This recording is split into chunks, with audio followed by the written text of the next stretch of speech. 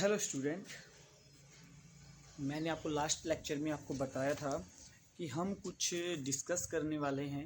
क्या कि जो हमारे मोस्ट इम्पोर्टेंट टॉपिक रहने वाले हैं उसके बारे में हम डिस्कस करने वाले थे। ठीक है, तो अब आप लोगों को पता होगा एग्ज़ाम टाइम चल रहा है, तो एग्ज़ाम टाइम में कि बच्चे कंफ्यूज रहते हैं कि सर क्या याद करें क्या याद नहीं करें। उसके लिए भाई क्या है कि देखो, मैं आपको ना कुछ भी घुमा फिरा के कोई भी बात नहीं कहूँगा। मैं आपको सिंपल सी एक बात बताना चाहता हूँ कि भाई अगर जो आपसे कोई ये बोले कि ये चीज़ इम्पोर्टेंट है, ये चीज़ इम्पोर्टेंट नहीं है, ठीक है, लेकिन मैं आपको एक छोटी सी बात बता देता हूँ। जितने भी टॉपिक हैं वो सारे एक दूसरे के ऊपर ही डिपेंड रहेंगे। ठीक है, तो इसके लिए आपको करना क्या है कि मैं आपको ये राय कतई ही नहीं दूंगा आप हम ये कुछ सेलेक्टेड टॉपिक करें। आप लगभग सभी टॉपिक को कंप्लीट कवर कीजिए, क्योंकि ये टॉपिक आपको एग्ज़ाम में नहीं लेकिन बाद में आपकी नॉलेज के लिए बहुत ही ज़्यादा इम्पोर्टेंट रहने वाले हैं। ठीक है, तो मेरे राय आप मानोगे तो आपको सारे टॉपिक ए से लेके जेड तक आपको कवर करते हुए चलने हैं। लेकिन फिर भी काफ़ी बच्चे ये बोल रहे हैं कि सर आप कुछ ऐसे टॉपिक्स बताइए, कि ऐसे टॉपिक बता दीजिए जिससे कि हमें कुछ इजी मिल जाए। ठीक है, तो ये मिल जाए। लेकिन देखो, कोई भी एग्जैक्ट ये नहीं बता पाएगा कि आपको कि एग्ज़ाम में क्या आने वाला है। ठीक है, हाँ, लेकिन ये प्रोबेबिलिटी ये होती है कि हाँ, जो इम्पोर्टेंट टॉपिक होते हैं वो मैं आपको प्रिपेयर करा दूंगा। इस लेक्चर में मैं आपको बता दूंगा कि पहली यूनिट, ठीक है, जो अपना पहली यूनिट का फर्स्ट चैप्टर है इलेक्ट्रिक चार्ज एंड फील्ड, उसके अंदर क्या क्या टॉपिक है जो आने वाले हैं। ठीक है, जो आने की प्रोबेबिलिटी मैक्सिमम है। ठीक है, तो अगर जो भाई नहीं भी आए तो आप ये मत करना कि सर ने ये नहीं करा। मैं आपको पहले ही बता रहा हूँ, राय आपको ये दे रहा हूँ कि आप मैक्सिमम से मैक्सिमम अपना जो भी सिलेबस है उसको अच्छे से प्रिपेयर करना। ठीक है, मैं आपको कतई ये नहीं कह रहा हूँ कि आप भाई यही टॉपिक कर लेना, इससे आपका सब कुछ कवर हो जाएगा। ठीक है, एग्ज़ाम आपका कभी भी कहीं से भी कैसे भी आ सकता है। ठीक है, इसके लिए आप ये मत करना कि हाँ भाई मैं एग्ज़ाम बना के नहीं आया हूँ। मैं आपको बेसिकली बता देता हूँ, अगर जो मैं एग्ज़ाम बना के आता तो मेरे पास आप लोग हैं, आप लोगों को मैं तुरंत आपको सब कुछ बता ही देता, है ना। तो एक प्रोबेबिलिटी है, हम अनुमान लगा सकते हैं कि भाई ये आ सकता है। ठीक है, अगर जो भाई आपको ये है कि ट्राई आप करना कि कंप्लीट कवर करें, लेकिन फिर भी मैं आपको कुछ टॉपिक बता देता हूँ। अब जैसे आप लोगों को पता होगा कि आपका जो इलेक्ट्रिक चार्ज एंड फील्ड है, ठीक है, उसके अंदर जो हमारा पहला ही टॉपिक है इलेक्ट्रिक चार्ज है टॉपिक। अच्छा जी, उसके अंदर इलेक्ट्रिक चार्ज के अंदर हमारे पास क्या क्या आता है वो भी आपको पता होगा। कैसे, मैं आपको बता देता हूं। जैसे मेरा पहला टॉपिक है इलेक्ट्रिक चार्ज।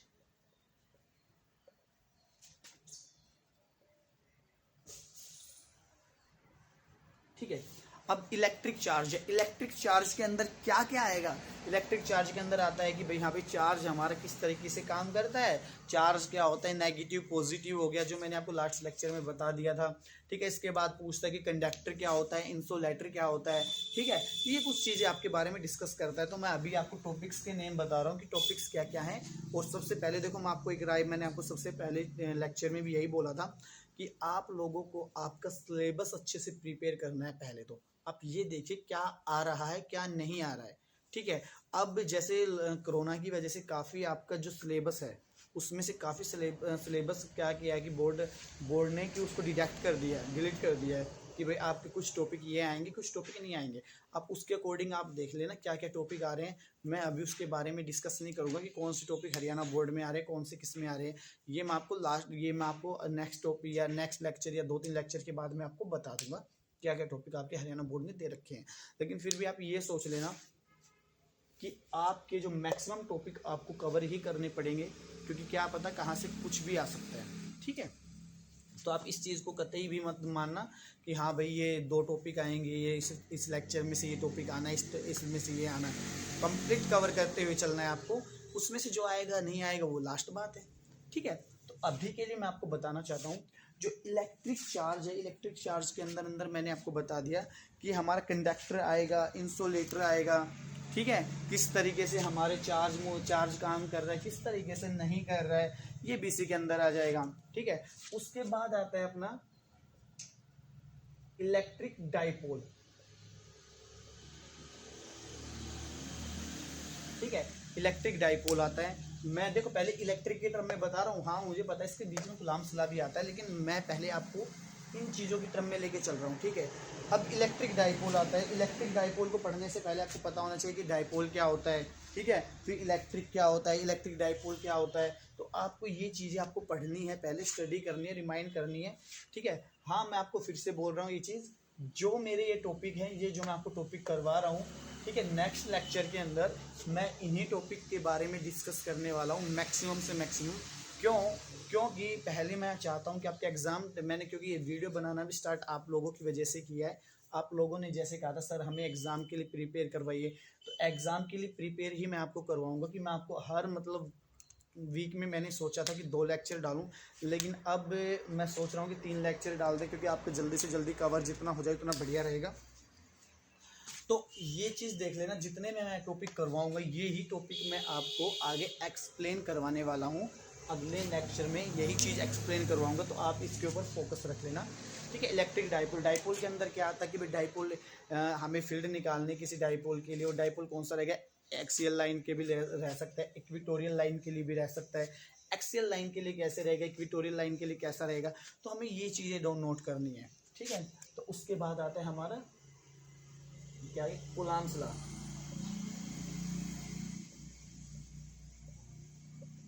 ठीक है, कूलम्ब्स लॉ तो भाई साहब फाड़ू चीज़ है, ज़बरदस्त है, मज़ेदार चीज़, सबसे ज़्यादा इम्पोर्टेंट भी यही रहने वाली है चीज़, बहुत ज़्यादा इम्पोर्टेंट रहने वाली है। ठीक है, ये तो बहुत ही ज़्यादा इम्पोर्टेंट, यहाँ नहीं बीटेक में एमटेक में भी ये चीज़ें आती हैं। कूलम्ब्स लॉ सुनने में जितना मज़ेदार नेम है उतना ही इसको स्टडी करने में मज़ा आता है। कुछ भी नहीं है, बड़ा ही सिंपल सा है, प्यारा सा है। ठीक है, जैसे क्यूट बेबी की तरह होता है ना, ये क्यूट बेबी समझ लो इसको, ये इस चैप्टर की जान है। ठीक है, ये इस चैप्टर की जान है ये, तो इसी के ऊपर सारी चीज़ें चल रही है हमारी, कूलम्ब्स लॉ के ऊपर। तो भाई कूलम्ब्स लॉ क्या करता है, कैसे होगा, सब कुछ इसी के अंदर आने वाला है। ठीक है, तो ये कूलम्ब्स लॉ की कुछ चीज़ें हैं, जैसे कि आपको पता होना चाहिए कि कूलम्ब्स लॉ के अंदर ये सारी चीज़ें आती हैं। ठीक है, जैसे कूलम्ब्स लॉ के अंदर आता है पॉइंट चार्जेस आ गया, मल्टीपल चार्जेस आ गया, मल्टीपल चार्जेस के लिए फोर्स निकालो, पॉइंट चार्जेस के लिए फोर्स निकालो। ठीक है, ये चीज़ें हमारी सारी कूलम्ब्स लॉ के अकॉर्डिंग आती हैं। ठीक है, उसके बाद हमारा डिस्कस आएगा, जैसे ये कूलम्ब्स लॉ का कूलम्ब्स लॉ हो गया। ठीक है, उसके बाद आ गया इलेक्ट्रिक फील्ड आ गया। इलेक्ट्रिक फील्ड क्या होता है ये भी आपको पता होना चाहिए कि इलेक्ट्रिक फील्ड क्या होगा। ठीक है, मैंने बताया इलेक्ट्रिक फील्ड,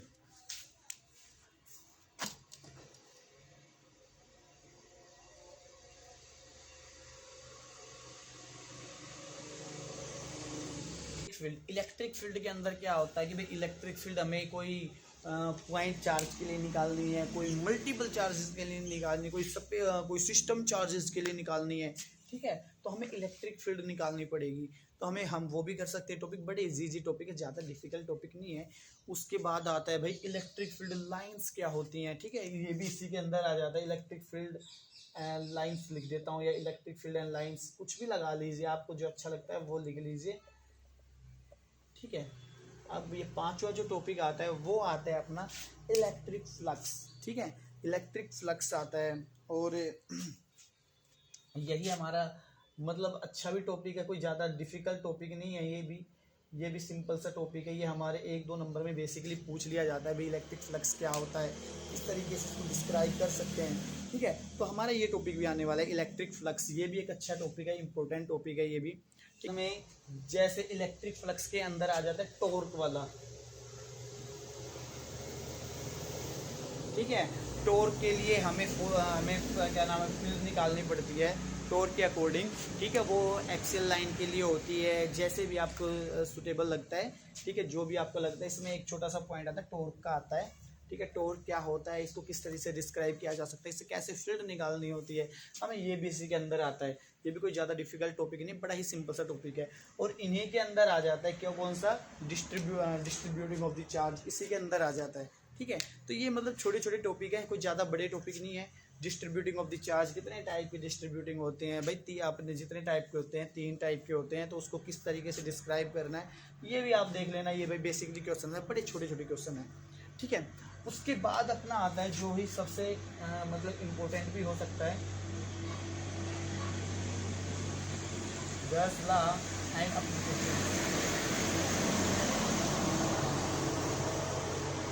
ठीक है भाई। ये हमारा लास्ट वाला टॉपिक बचता है, ये भी काफ़ी इम्पोर्टेंट टॉपिक है, ठीक है। तो अब कुल मिला के वैसे हम डिस्कस करने लगते हैं तो इसमें लगभग 20 से 22 टॉपिक बनते हैं जो हमें पढ़ने हैं, लेकिन आपको मोस्टली ये जो 7 टॉपिक ऐसे हैं, ठीक है, जो 7 टॉपिक ऐसे हैं जो आपके बहुत ही ज़्यादा इम्पोर्टेंट रहने वाले हैं, ठीक है, बहुत ही ज़्यादा इम्पोर्टेंट रहने वाले हैं। तो आपको ये 7 टॉपिक ही पढ़ने हैं। अब ये मत या मैं आपको एक टॉपिक एक लेक्चर में और बताऊंगा कि आपको कौन सा क्वेश्चन किस तरीके से डिस्क्राइब करना है, ठीक है, तो वो भी मैं आपको बताऊंगा।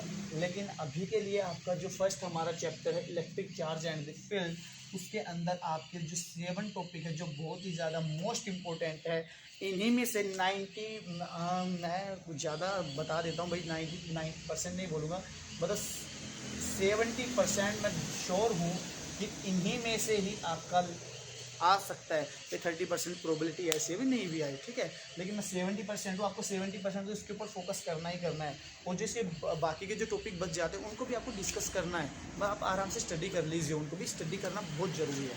तो ये आपके बहुत ही इंपॉर्टेंट टॉपिक रहने वाले इस चैप्टर के, और जो आपको अच्छे से स्टडी करने हैं, ठीक है। और अगले चैप्टर में अगले जैसे हमारा लेक्चर आता है उसमें मैं पूरी इलेक्ट्रिक पूरा जो अपना दूसरा वाला जो चैप्टर बचता है इसके अंदर 2 चैप्टर हैं, जो हमारा दूसरे वाला चैप्टर होगा हम उसको भी डिस्कस करते हैं कि उसमें कौन कौन से इंपॉर्टेंट टॉपिक रहने वाले हैं।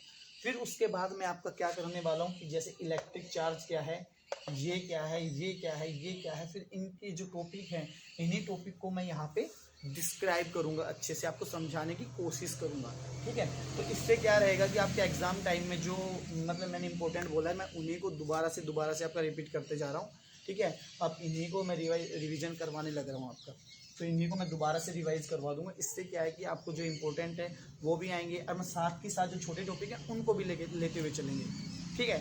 तो सो थैंक यू, ये आपके इंपॉर्टेंट टॉपिक है, आप इनको कर लेना, ठीक है।